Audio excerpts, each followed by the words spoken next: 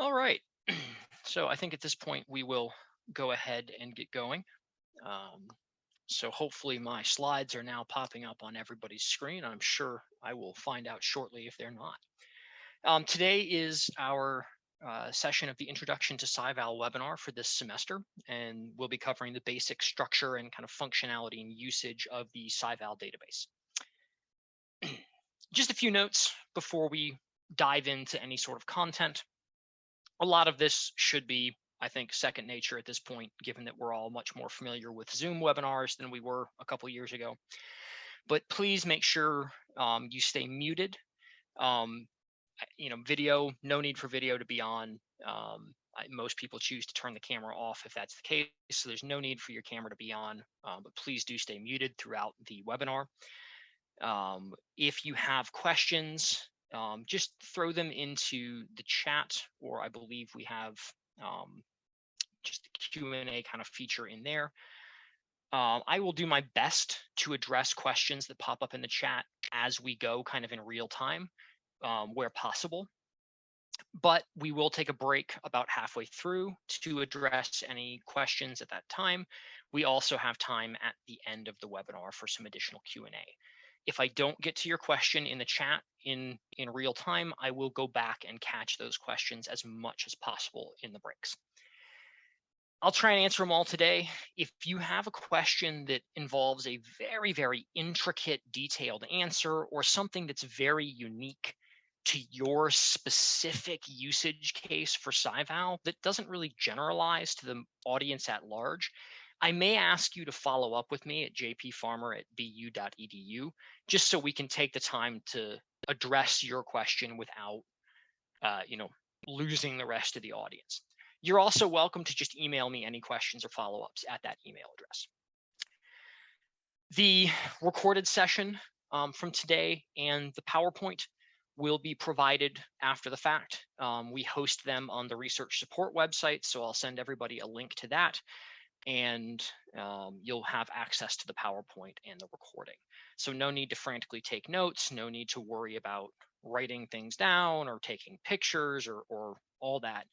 You'll have access to it. It takes us a couple days. We have to get the recording prepped and get it hosted on the website. But as soon as I do have that link, hopefully by sometime mid next week, you should receive an email with that information. Finally, before we dive in, if there are any major technical issues, i.e. the entire webinar crashes and something of that nature, keep an eye on the email that you use to register for the webinar. If there is a major crash like that, we will communicate any information that's relevant via that email address. All that said, so basically, this is kind of an overview of what we will be looking at today. I'll start with just, unfortunately, kind of a block of PowerPoint slides, a little bit of lecture, if you will, that is just kind of covering the basics of what is SciVal, what does it contain, how does it work. After that, we will get into kind of jumping. I'll jump back and forth between the PowerPoint and the website itself to kind of demonstrate some of the simple kind of entry-level features of SciVal, and interspersed throughout that will be 3 practice use cases that are just kind of things I wrote to have you play around on your own and use some of the tools that I will have shown you as just kind of practice exercises. You're welcome to follow along with those in real time and do them. I would encourage you to do that today while we're in the webinar, and you can do that if you've registered for your SciVal account. If not, you can just do them later at your leisure, and you're welcome to ask me at any time to kind of talk you through what I would have done for those if you do choose to do them after the fact. Finally, there's that SciVal.com again. Many people find it beneficial to register and follow along in SciVal. You're also welcome to just watch, listen, and learn that way. Everybody's got their own favored methods, so I will not tell anybody exactly what to do. So, all that aside, all that said, let's dive in. What is SciVal? So SciVal is a bibliometric platform that is powered by Elsevier's Scopus database. My favorite analogy for this is that Scopus is the engine, SciVal is the dashboard and steering wheel in your car. Scopus is what makes it run. That's the repository of these vast quantities of publication data, journals, books, chapters, all this stuff. SciVal is essentially a set of tools that sits on top of Scopus and makes the data much simpler to work with, and provides these handy metrics and things that are calculated for us to look at, use. One thing that has to be mentioned as we dive into SciVal, and this is the source of a lot of SciVal's power, but also the source of some of the drawbacks with SciVal, or maybe not drawbacks, but some of the challenges that people face with SciVal and their usage. SciVal is based on the publication as the fundamental unit, not the person. And so when we look at these bibliometric things, a lot of people get a little thrown off by the fact that SciVal can be very challenging to get certain metrics for individuals. You can put authors in, you can get plenty of data on individual authors, but sometimes it's a little surprising that it's not more intuitive or not more straightforward to get group metrics, especially with like faculty and things like that. It can be done, but the reason it's challenging is the fundamental data unit is a publication. So it's an article, and author is just a piece of information that gets appended to that fundamental unit. So just kind of keep that structure in mind as we go to inform what we ask SciVal and its data to do for us, and how we can make it sort of dance to the tune that we want it to.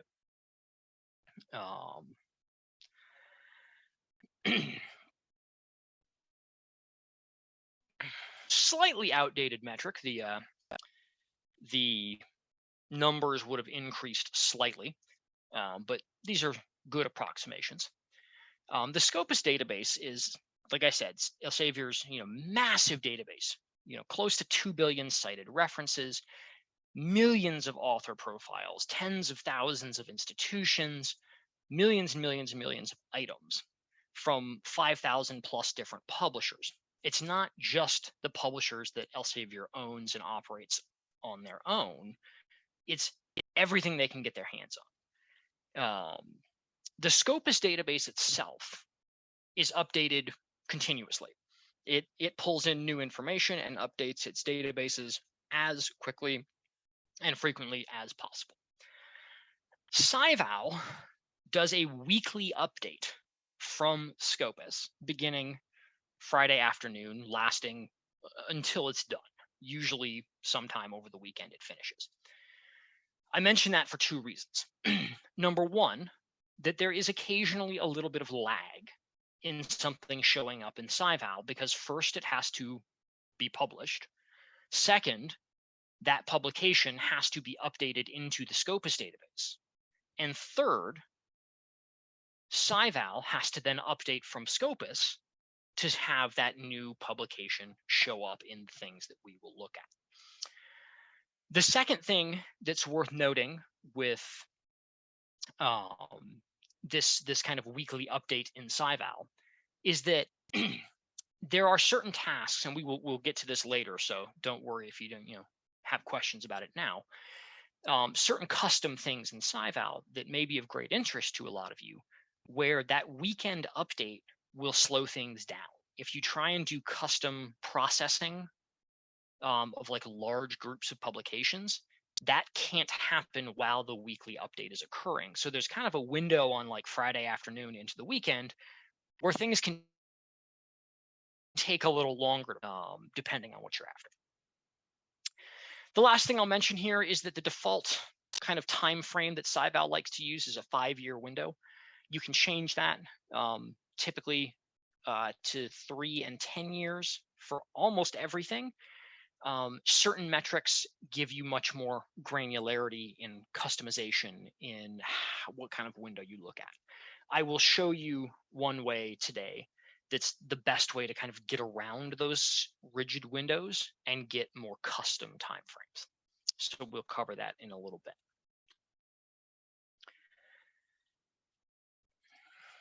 So another thing that needs to be mentioned here is that as we go through, there are lots of things in terms of information SciVal will provide for you by default, custom searches, topics, all kinds of ways of grouping and looking at this information that are based on keywords. So just to give you kind of a brief idea of what it does, a lot of the custom searching and stuff like that is based on a bigram analysis that they do in-house. They don't publish the exact specifics of their method. I've had people in these webinars ask about like which mathematical methods of bigram analysis they do. I don't know, and they don't make that information public. That's a proprietary algorithm or something that they are using. But it is looking at more than just single keywords by virtue of that bigram. It's looking at keyword pairs to classify and analyze publications. So when we get to doing custom groupings later, a lot of those are going to be based on keywords that use this bigram analysis they've already conducted to generate your search results. These keywords are also really central to one of SciVal's most convenient features, which are topics and topic clusters. Topics and topic clusters are the fast way to get data in SciVal. They're not necessarily perfect for every use, but they're pre-made. They exist in SciVal. You can use them instantly. They don't take any work to make. So they're a great place to start for many queries. These topics, what they did is they found that when you do this bigram analysis and then also look at the citation patterns of publications, that you end up with tight little clusters of papers that cite each other back and forth very, very heavily and have disciplinary concept kind of similarity. So physics papers looking at muons cite each other super heavily back and forth. And then outside of that little networked cluster, they don't cite other papers as heavily. Kind of makes sense. So those little clusters in SciVal are called topics. And they get their name based on the bigram analysis that finds what are the most unique keywords in these little clusters. So they do end up with these kind of weird algorithmically generated sounding names. But like I said, if you're interested in muons, that can be a great way to start because you don't have to do any work to search or anything. You just find that topic and it's already there and ready for you to look at. Well, to get the topic clusters, they repeated the analysis, but at a level higher, and found that the topics arrange themselves into little networks, just like the individual papers do. Certain clusters of topics cite each other back and forth very heavily, and then outside of that cluster of topics, they don't cite things. So, particle physics papers cite back and forth very heavily, but they don't cite outside of that cluster as much. And so intuitively, those became topic clusters. And again, use that bigram analysis to generate a unique kind of identity keyword name. Once again, it may sound like I'm belaboring these a little, but the reason I do that is because they are pre-made and pre-generated. So if you have an area of interest, they are a great way to find some first steps in SciVal without having to worry about defining lots of authors or doing all this kind of custom search work. You can jump right into SciVal, find a topic, and get some information about the publication landscape in that topic. We did have one question come in during the registration that was kind of asking about could SciVal be useful in helping with a lit review? And I don't know if that particular person is actually in the webinar right now, but if they are, this might be a great way to start with a literature review. You don't need tons of detail in what you're searching. You just have to have kind of a general topic, and you can start diving in and finding publications and information just like that. And then you can, once you have an idea what you need, refine, do some custom searching, and come up with more detailed publication lists from that. And we'll cover how to do that later. Last slide before we start getting into the hopping back and forth between the PowerPoint and the website itself, so I can show you some things. Just a few notes about using SciVal. First thing, it contains all publication types: articles, books, conference papers, chapters, editorials, all manner of interesting things. The more sort of, quote, traditional the publication method that is standard for a field, the better SciVal tends to cover things. So, books, articles, chapters, those make up the most in terms of quantity of the items in SciVal. Dovetailing with that second bullet point, SciVal has, in the past couple of years, done a tremendous amount to improve its functionality in more varied output types. 3.5 years ago, this was a huge problem with SciVal, is that fields that didn't rely on standard kind of journal articles and books didn't have great data capture. That's been massively improved. I did some work with a group of Hariri faculty about a year ago at this point, and we looked at a handful of well-curated CVs in kind of computing and data science, which was an area that SciVal had struggled with in the past. And just in some quick, this was not like a rigorous scientific analysis, but just in some quick digging, found that it had about a 98% capture rate on those computing and data science items that had been flagged for me to check for on the CVs of those faculty members, which is, compared to where it was and compared to the struggles with many bibliometric platforms in those disciplines, a really big step forward. So don't be afraid to use SciVal in any discipline. Last couple notes. Be careful, discipline to discipline, when you're comparing like to like. So if you're looking at two authors or two disciplinary kind of topics that are very, very closely related, so two different things within physics, those can be compared pretty easily because the publication behavior and norms are the same or very similar. Different disciplines have different norms. So physics and education, for example, have very different publication behaviors and norms that are just typical for the field. Physics papers will always have more citations than education papers.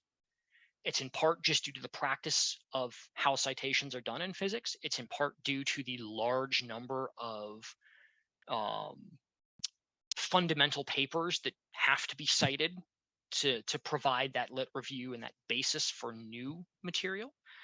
And it's in part that a field like education, much more is written towards an audience of practitioners. Many education papers are written towards an audience of teachers, district officials, principals, etc. They're much more practical and skill oriented. And thus, you're writing an article meant to benefit school districts. Well, school districts don't write new articles that cite your article with the same frequency as other physics researchers do for fundamental physics papers. So seeing an education faculty member have fewer citations than a physics faculty member doesn't give you any meaningful information about the publication quality and the output of those faculty members. There are metrics that let us look at things across disciplines in a much more normalized way, but always, always, always be careful comparing across disciplines. Finally, everything in SciVal is assigned a subject area or field, what discipline it gets put in. This is another one where they have a proprietary machine learning algorithm that does a text analysis and uses a rather complex series of hierarchies to assign discipline. It's partially kept in-house. They don't, put the details out there. I'm just hearing a little chatter. Please remember, everybody needs to stay on mute for the duration of the webinar. If you have specific questions about how that assignment works, I can try and answer them if you email them to me, but like I said, a lot of it is kept proprietary. So I don't know that I'll be able to give a whole lot of answers there. Okay. So this next part here, what I'll do is each of these tabs, so like in this case, the basic use, the overview tab, is one of the things you will see when you log into SciVal. And so I'm just going to provide a couple of notes about what it's good for, how you might use it. And then we will jump over to the website and I'll actually show you what that tab will look like. We'll do that for 2 of them. Then we'll take that quick break for questions and a practice exercise. Then I'll go through the remaining kind of standard tabs, and then we'll have another Q&A and practice exercise session. So the overview tab is your starting point. This is where you'll land right off the bat. It's great for high-level metrics, that look overall at an institution, a researcher, a topic. It gives you a nice variety of fairly high-level information, some tables, some graphs, all kinds of things like that. And it's just generally where you should start before you start trying to make more detailed, specific visualizations or something to your exact question. There is also some information about media mentions and patent stuff on the overview tab. We're not going to cover that today. It's a bit more than we can fit into just today's webinar. We offer a second webinar that'll be a little later in the semester that's kind of an intermediate look at SciVal. If you are interested in those, this is me giving you a shameless self-promotion plug for my next webinar. Please keep an eye on your email and register for that session, and we can dive into those things. So this is just a picture for people that look at these slides later that didn't attend. Let's have a look at SciVal itself.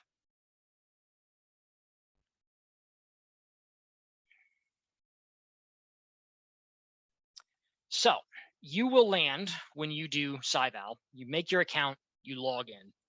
This is where you will start. Welcome to SciVal. You'll have these big kind of tiles. Also across the top of the screen, the same things. So we're going to start. You can click here, or you can click at the top. Doesn't matter. Go to Overview.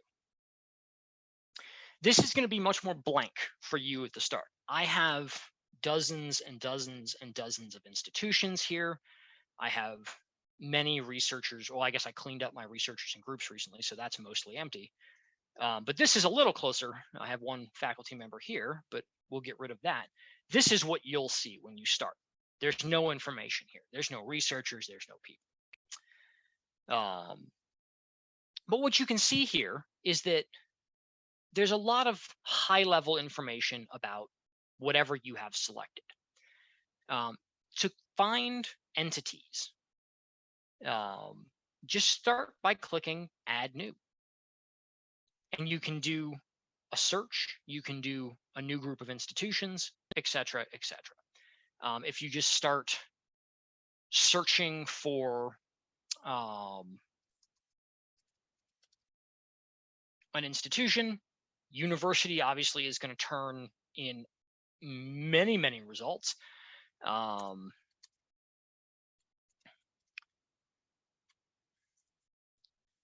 Let's put University of Texas, and now we can start to see all of these different options in the UT system.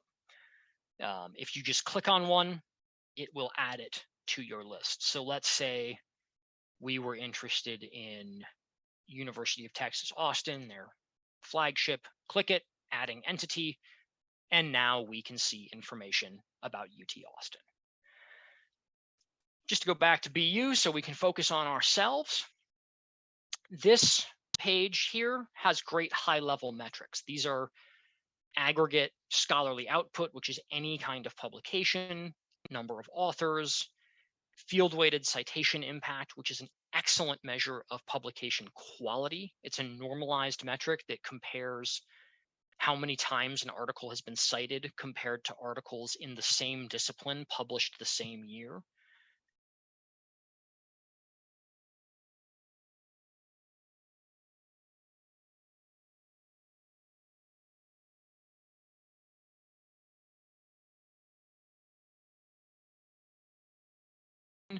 average among all of our output, our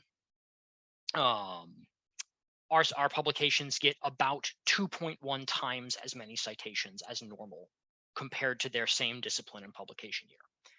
For an institutional level, that's a really, really good number. The smaller grained you get, the more the number can vary. For an institution, above a 2 is great. For an author, an individual faculty member, values can get to double digits without a problem.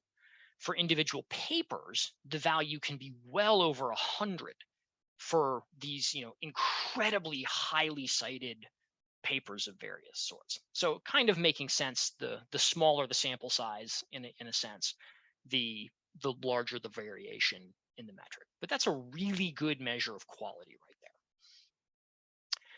Citation count, just how many citations we have. Citations per publication is just a division, output divided by, or count divided by output.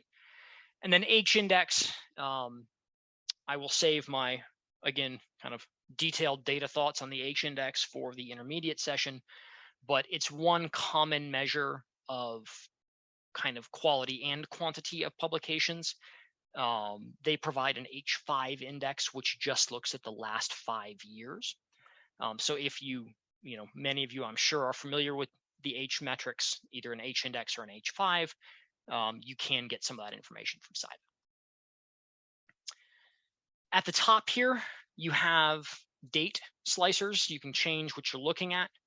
Anything with this little caret in front of it, the little greater than, less than kind of sign, means that it includes up to current day. Right now, 2022 and current day 2022 are pretty much the same. There's a little bit of a lag at the end of each calendar year that is where that overlap is meaningful. It will be February by the time 2023 shows up. And so in January, you'll want to select this one with the caret if you need information to the current day, because it would include that little bit of 2023 that's happened. Doing this one, 2019 to 22, without any additional symbols, would end it based on the calendar years. Like I said, commonly you can kind of see this is a 5-year-ish metric. This is 10-ish, and this is 3-ish. Those are your go-to things. We'll kind of keep it here for the moment. SciVal has a variety of classifications of subject area. This is defaulting to the All Science Journal classification that has all of these great disciplinary things. You can click on these and just look at chemistry at BU. You can go within these and look at more detailed things. So like if you're only interested in inorganic chemistry, you can do that. All kinds of good stuff. Biochemistry, biophysics is underneath this, biochemistry, genetics, and molecular, cell biology, cancer, all kinds of stuff to dig around for in here. One place that I just like to point out here is that, where is it? My screen is a little small. Social sciences is a good place if you're not quite sure where something should fit. Things sometimes get lumped in here under social sciences. They also have a miscellaneous social sciences category. So if you are having a hard time finding something, social sciences might be a good place to look. Let's go back to all subject areas. Across these tabs, topics, those are those kind of pre-made clusters. So this is just looking for BU as a whole, but if you want to narrow it down to chemistry, to biophysics, to education, there's lots of ways in that subject area slicer to do that. You can kind of see these are these weird algorithmic names, decay, quarks, neutrinos, stuff like that. These are some other metrics. We won't go into these too deeply today, but just basically looking at how much BU or whatever you select publishes here, the percentage of publications in that area we're involved in, the impact, and this prominence metric that's kind of a little more than we need to get into today, but sort of a measure of momentum is what they call it in the globe at large for that area. Rankings are just a summary of BU's global rankings. The SciVal and Scopus database is internationally recognized to the point where both QS and THE use it for their publication information for the university rankings. So just as an issue, indication of what kind of quality and curation the database has, that's a good way to remember that. And you can poke around all these other kind of areas of the overview page. One other thing I'll note here before I go back to the slide is with authors, to add a new author, if you've already defined someone and then cleaned them off, you can just put their name in the keyword. And I've defined one of our faculty as Aaron Beeler. I've defined him, so I can just click on him here to re-add him. When you're just starting out, you'll have to click Add New, and then define a new researcher. Put in their last name and their first name, their affiliation. I'm going to use my name here because I haven't defined myself because I don't show up in the database. But just as an example of what you might see, we hit search, and there are a whole bunch of results for Joseph Farmer. When you hit this page, you have to do a little thinking of, okay, what is the person I want? Do I need Farmer Joseph C? Do I need Farmer Joseph C, who's a different C, Colin or Christopher, etc.? Select the one that matters to you. If there's more than one, sometimes people are split, select both or more, and then hit Save Researcher. If you're combining entries, it'll basically say, are you sure? In which case, hit yes, and then save the researcher. Then once you do that, I'll cancel out of this. Then they will show up on your list here. And you'll be able to select them and see metrics about their work, including disciplinary, like where they publish, topic clusters, etc. All right, back to the PowerPoint for a moment. Where is the PowerPoint? There it is. The second tab before we take a brief break for some questions and a practice exercise is the benchmarking tab. Basically, all the benchmarking tab is a tool to create tables and visuals. You can put almost any metrics you want. You can put almost any kind of entity on the table or the graph and make whatever you need to make. The great thing about benchmarking is this is that special trick to get the data range to a custom range. Is benchmarking just has a slider that lets you put whatever years you want. So you're not limited to 3, 5, and 10-year windows. And if you want, you can export the data as a spreadsheet instead of a graph. And now all of a sudden you have all of that data broken down by year in whatever year range you're after. So whenever you need like a weird year range, I need 13 years of data, this is the way to go. So let's have a look at that real quick. Back to SciVal. If we go to the benchmarking tab, I have no idea what's on mine right now. Just Boston University. So basically, this is kind of what you get. You have everything you've defined that you can put on the graph. I'm just going to throw a couple of Boston area schools on here. Let's see. What else? Who else is around here?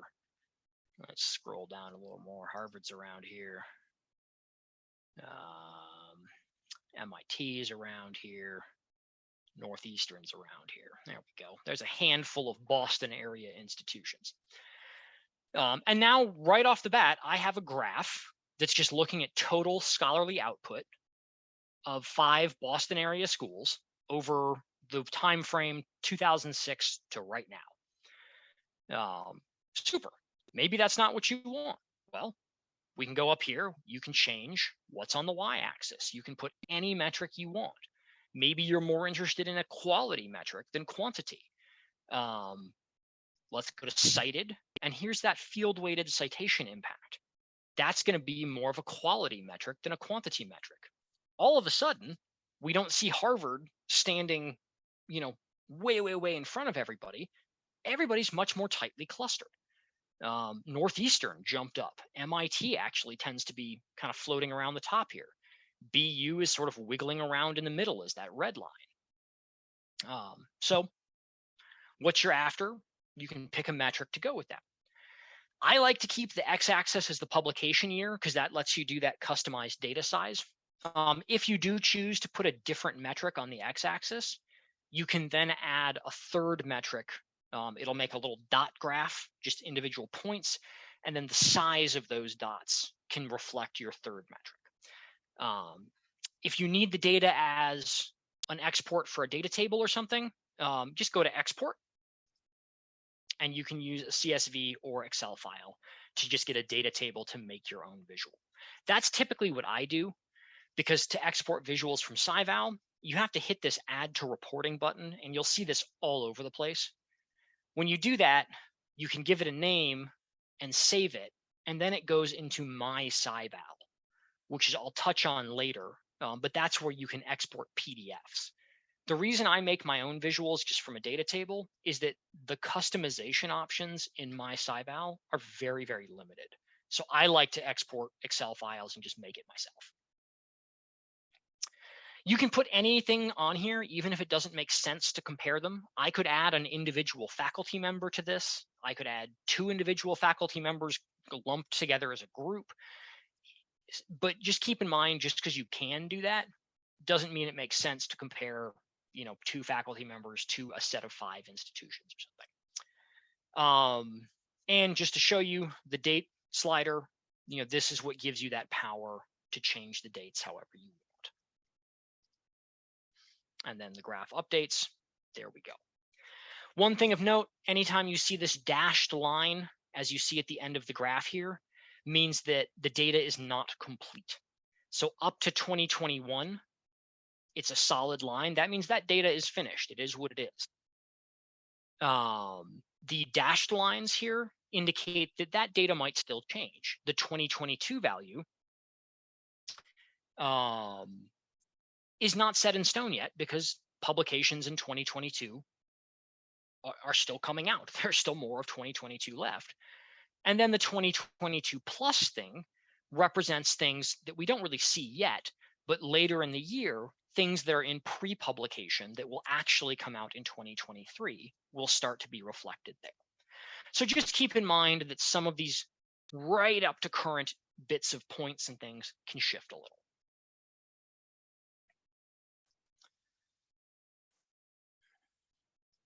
Okay, so here is a quick practice question while we take a brief break. How does BU compare in publication quantity or quality, up to you, to Boston College, Northeastern, Harvard, and MIT in biophysics over the last 5 years? So underneath it, there's some skills there. Those are things that a little bit of a hint I think you might need to use to answer that question. But yeah, we'll take about a 5-minute break if you need to run to the restroom, get a drink of water, whatever, or if you want to work on that. And then I will quickly walk through how I would address that question. Now is also a great time. If you have any questions so far, please put them in the chat and I will address them.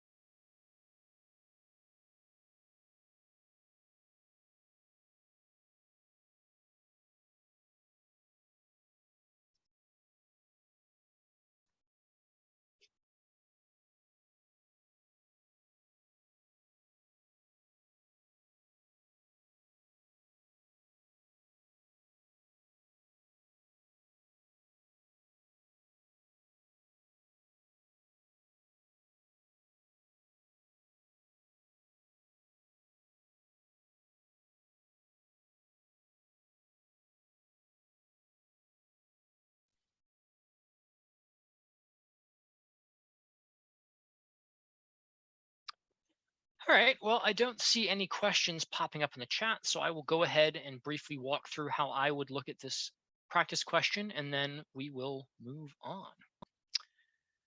So if we jump back to SciVal real quick, I actually already have the institutions I mentioned there, BU, BC, Northeastern, Harvard, and MIT, from just showing you how to play around with it. Step one, if you were doing this on your own, would have been you had to define them. So you'd click that Add New button and start searching for, Harvard or something, define it, MIT, BU, Northeastern, BC, etc. Once you have them, put them all on your graph. The next thing was biophysics. So that's in this subject area thing we talked about earlier. It's under biochemistry, genetics, and molecular biology. There's biophysics. Now it's only looking at publications in that area. So there's a lot fewer publications, and you can see that, with individual data points and things, they're not always quite as cleanly displayed. There actually isn't a data point for Boston College in 2021, though they had a very strong, small number of publications, most likely in 2020. And last, it said in the past 5 years. So you would do that with the date slider, 2022. So we're looking for about 2017 to current. And so we can see in biophysics, everybody's fairly tightly clustered. You have BU, Harvard, and MIT kind of very close together down here. Boston College, like I said, had an interesting, probably an outlier of some kind, given their typical value in 2020. Nothing in that discipline really in 2021. And then a single small data point again in this.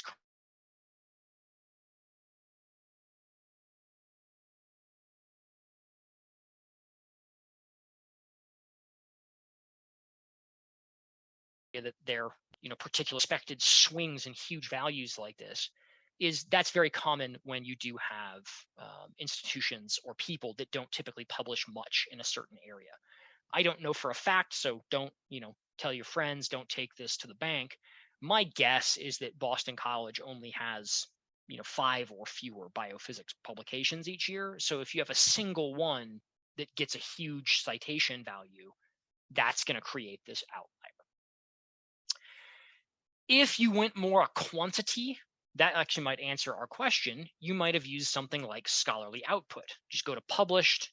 Scholarly output gives you just the raw count. How many publications? Well, here we can see, okay, Harvard put out more than anybody else, then MIT. Northeastern, fairly prolific compared to this group, then us at BU, and then BC. And here we can see 2020, Boston College only had a single paper. That's why its value could jump that quickly. With 245, Harvard's is going to be harder to change because the average is over many, many more papers. So there's a quantity and a quality way of looking at that question.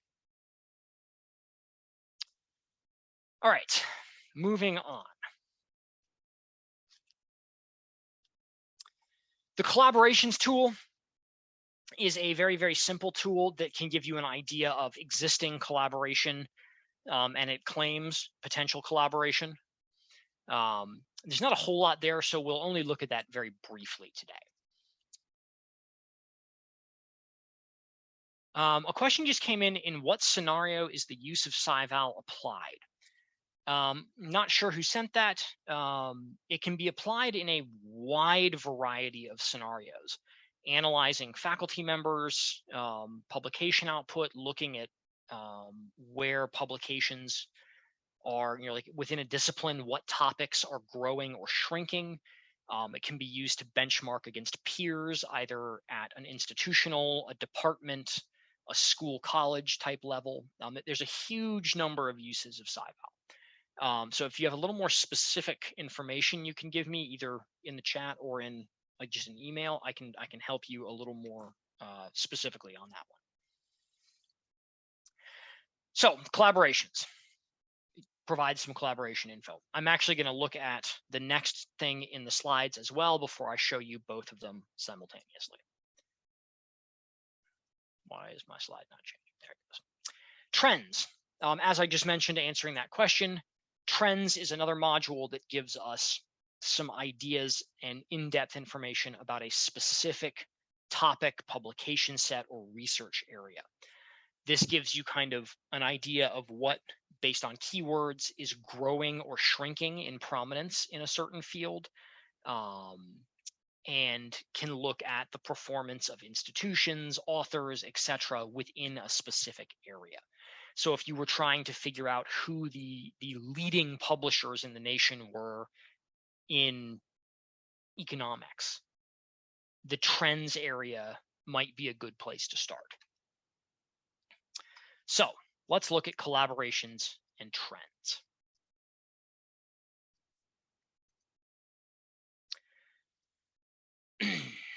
So collaborations has a few different views here. I have right now a group, the AAU, Association of American Universities, selected. Anytime you have a group of institutions, it will give you this matrix chart that shows you how much collaboration there is in a matrix view, and you can click and drag this little guy over here to look. A darker shading means more collaboration. Georgia Tech and Emory set the benchmark here in biophysics collaboration. This is not surprising given the tendencies of those two institutions discipline-wise and the fact that they are very, very close to each other in Atlanta. Another thing you can do in collaborations, so this is kind of a way to look at the landscape of current collaboration in a certain area. You can also, if you just select a single entity, so let's go to BU, you can get this really kind of cool map view. And this lets us look globally. We're still looking at biophysics, so these numbers are pretty small. But this gives you where institutions are that we have collaborated with on biophysics papers. So we can see, like, okay, in Europe, there are 72 institutions that BU has already published with in biophysics. And if you click on this, or you can just zoom in on the map, it'll zoom us in on Europe. And we can start to see a breakdown by country. So we can see, okay, 11 institutions in the UK, 1 in Spain, 16 in Italy, and so on. And you can keep zooming in until you get more detail if the countries are smaller. In the UK, it's going to stay at that level. We can click on that, and then we can get the actual institutions. So we can see within the UK, we've had, I'm sorry, my screen is a little small on my laptop, so these things are hiding a little. But we have 1 author that has collaborated and 1 publication with Swansea University. We have 4 publications, 3 authors at Oxford, and so on. So this is a way of identifying where existing partnerships have already occurred. You can also, if you would prefer, look at a table version of this. The map can be cool as a visual, but sometimes the data is easier to see in a table. This is just the UK institutions, because that's what I picked, put in a table form. It also has the field-weighted citation impact there to kind of give you an idea where the quality stands with those as well. It also has this potential collaborations button. I would really encourage you not to use that.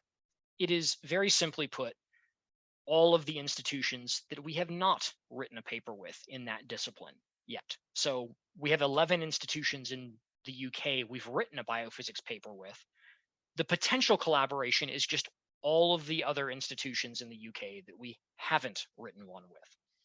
It's not really useful. It doesn't give you any way to identify the expertise of those institutions, whether they're active in the area that you're particularly interested in, or what. So my advice is the utility in this tab is really that current collaborations. And just as an example, if I go back to all subject areas and the map view, these numbers are going to be a lot bigger now. We can start to see, okay, thousands and thousands of papers in just the last 5 years with other domestic institutions, other European institutions, with the Asia Pacific region, et cetera, et cetera. And you can use these drop downs at the top here to filter, as well as just clicking around the map. So this is a really interesting use case. Like if you're looking at the institutional level, where we collaborate and who we're collaborating with, this is a really useful tool. We also mentioned the Trends tab. Right now, I have a publication set that I defined, and I'm going to go into how to define these things in just a moment. But this is looking at all of the publications in the journal Science in a 2015 to 21 window. And you can see you get these little kind of mini graphs that show you the trend over the years of like what the values have done and things like that. So you can kind of see a little weirdness here because I defined the publication set only including 15 to 21, but currently I'm making it show me 17 to 22. That's why all these graphs have a little flat tail on them, is because the publication set doesn't include any data from 2022. You can also see this key phrase, this little word cloud that it makes. The bigger the word, the more common it is in the publication set or research area or whatever you're using. The color indicates whether its usage is growing or shrinking. So anything in green is growing. So if we're looking in the journal Science, in this publication set, beta coronavirus, virus pneumonia is growing in frequency. Things like quantum mechanics, electronic equipment, some of these are more vague than others. Some of these are more useful in a sense than others for us looking at this information, but those are shrinking in their usage. It's declining. So that's kind of a cool feature that it shows you. You can also look at most active institutions.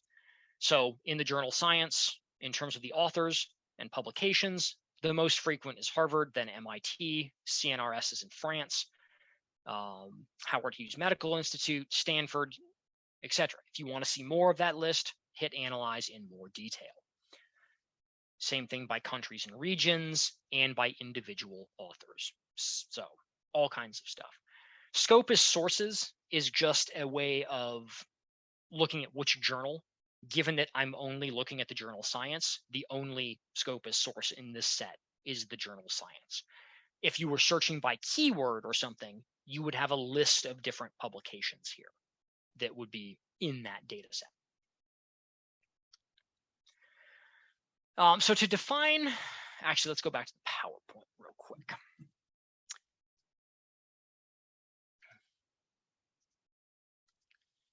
As we mentioned, the reporting tab, anything you save there can then be exported as a PDF.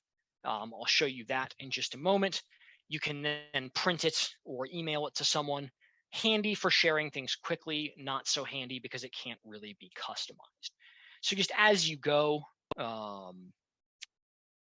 hit save, chuck it over to your My SciVal, and then in that reporting tab, you can add those things to custom reports that you can then export as PDFs pretty simply. Last thing, defining our custom groups. This is how to use that custom publication set, topics, research areas, etc. And we're going to touch on all that here. You can use either predetermined groups, which are research areas, topics, or topic clusters. You can also use custom groups. Custom groups are when you do your own keyword search and then filter it and tweak it to make it exactly what you want. The good news is this is where you can get the data most tailored specifically to your interests and your question at hand. You want to look at the publication behavior of your department. You can tailor a custom search to only include the output of authors in the biology department at Boston University, and then look at those publications and see information about the trends and behavior of those papers. You can go by researchers, you can go by publications and keywords, whatever you want to do here. Then you have the filtering options. Small groups, so things that are under 5,000 publications, are pretty much always instantly computed and ready for you to use. You filter it down so it's only a few thousand publications, hit done, and it pops up for you to look at all that wonderful information right away. Anything above 5,000 publications, this is where that weekend processing comes back, gets processed as quickly as possible, but not instantly. Minimally, it takes 6 hours. Usually, in practice, I have found it takes a day or two.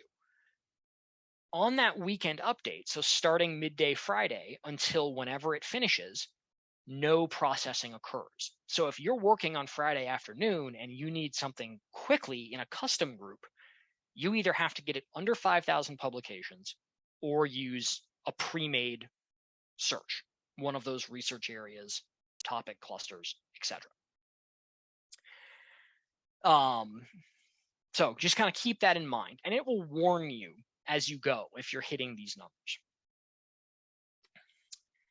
We'll look at how to do that search, and let's pop back over to the website. So the reporting tab, we'll go here first, just to go in the same order as the slides. This is where anything you've saved shows up. I have a couple of overall research performance graphs, a word cloud, a media report, just kind of random odds and ends sitting in mine right now.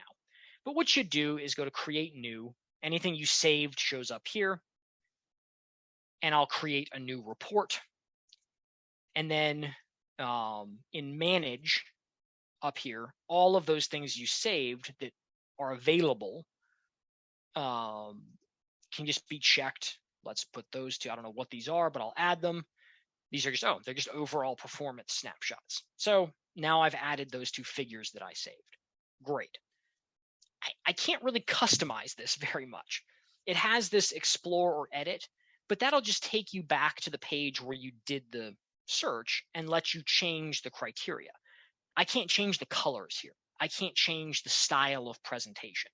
I can add a little description if I want, but what you see is pretty much what you get in terms of what's on here.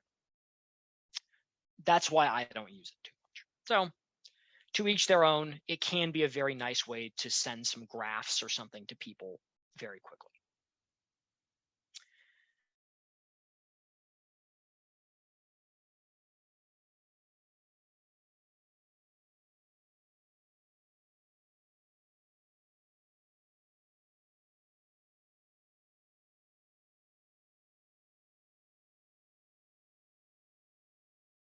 It's taking its sweet time in loading. In that trends tab, oh, my connection was interrupted, even better.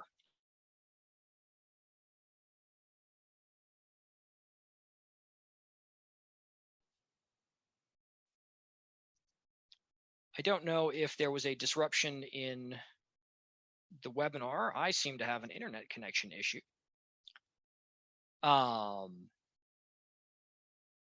I don't know if the webinar disrupted there. I apologize if it did. I seem to have a little connectivity issue there for a moment. But we're back in the Trends tab. And we can use, like I said, publication sets, topics, and research areas. Topics and topic clusters are one of the ones that are predetermined, pre-made, ready to go for you. What you do here is just click on search and start putting in whatever keywords you want. Let's say we're interested in current work around racism. We just put in the word and it's going to start putting in topics and topic clusters around racism. So you can scroll. Anything with a TC is a topic cluster. Remember, those are made up of a collection of topics. Pick whichever one you want, click on it, and now you have the ability to analyze that trends module.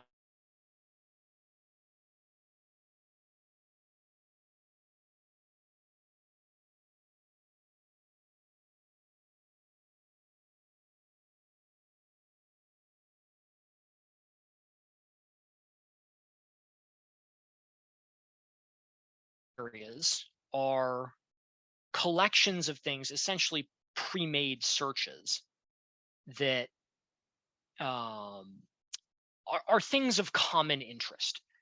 biomaterials, for example. SciVal realized, hey, people are making this search and want this, so we're going to have it pre-processed and ready. COVID-19 is another one. Lots of people were interested in COVID work, so they made a COVID research area. If you select it, once again, you get this information, and oh, look at that. We can see that there's a big spike in the last few years in COVID work. Not surprising. If you're interested in the definition of it, you can click here to see more detail on what the research area is. In research areas, you can add new, just hunt around for them. You can also define your own.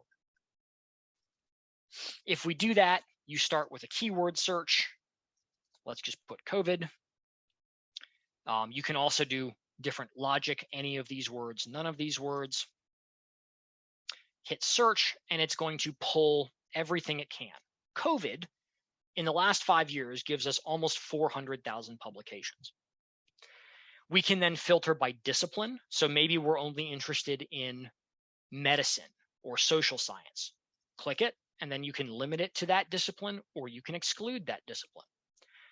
You can only look, I have to get rid of my current selection. You can look at journals or sources and only include, maybe we're only interested in COVID work in a certain journal.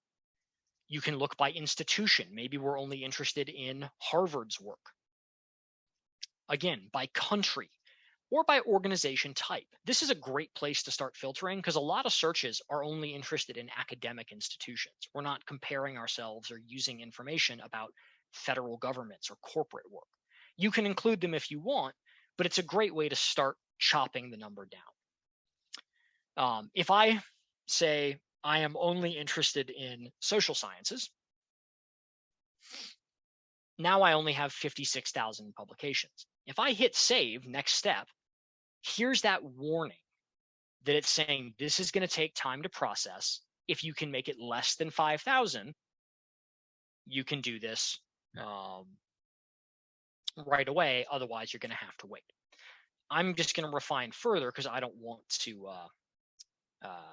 sit here and let it, start that processing because this is just an example.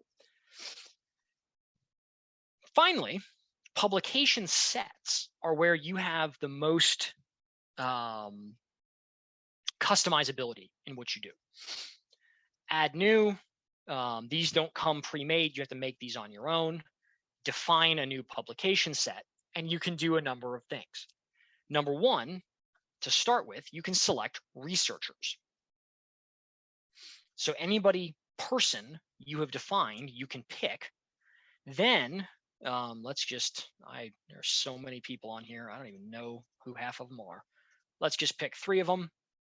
Now it takes us to a list of publications. You can select specifically what publications you want or all of them, and then save it. So this is where you can look at specific authors only.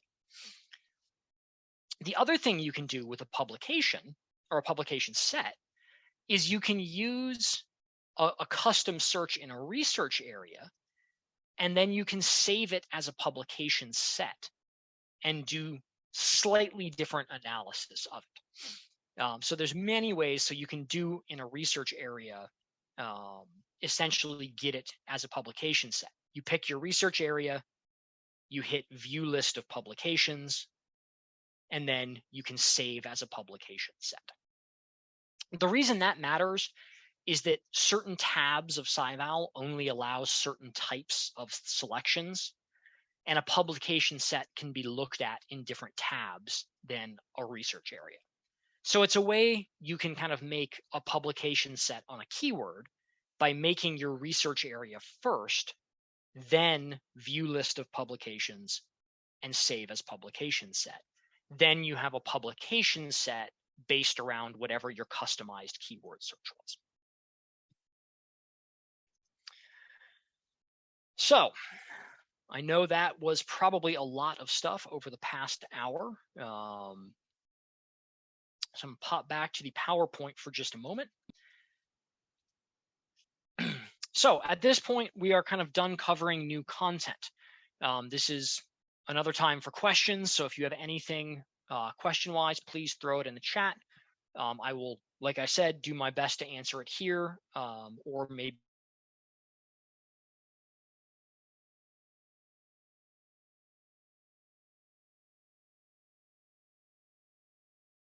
so we can talk about it in a more after that first break. So basically at this point, we have, like I said, no new content.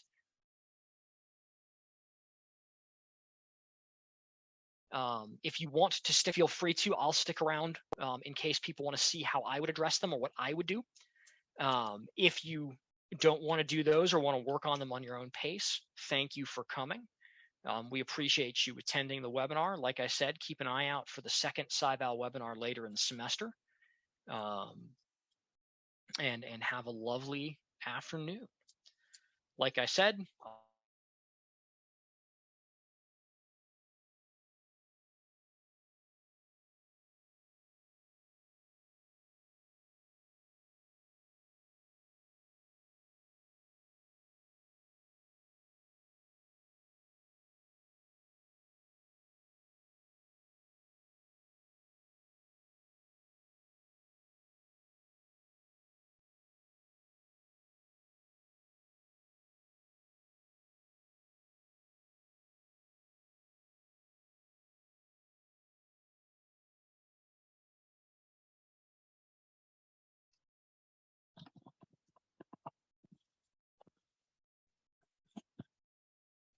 okay, so one question came in. I was able to define a research area, but I am not sure how to find publications on that area.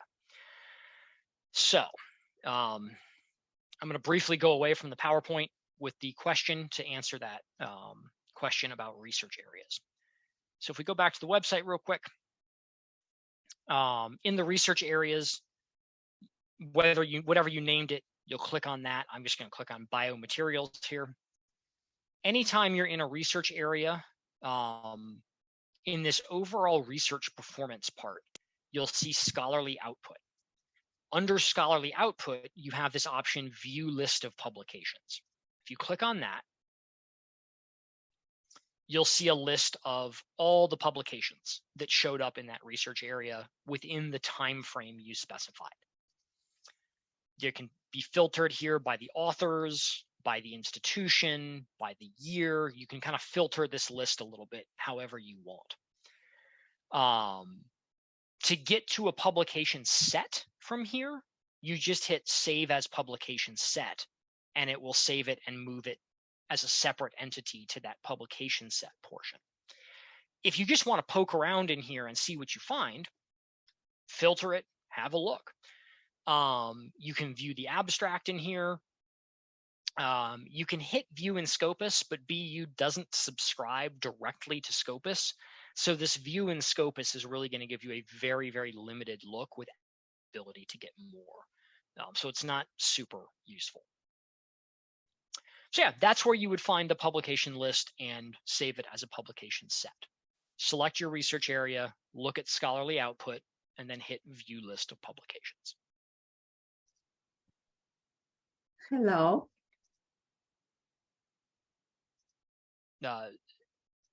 Yes, I think. Hello. We do ask people keep on mute during the webinar. If you have questions, please throw them into the chat.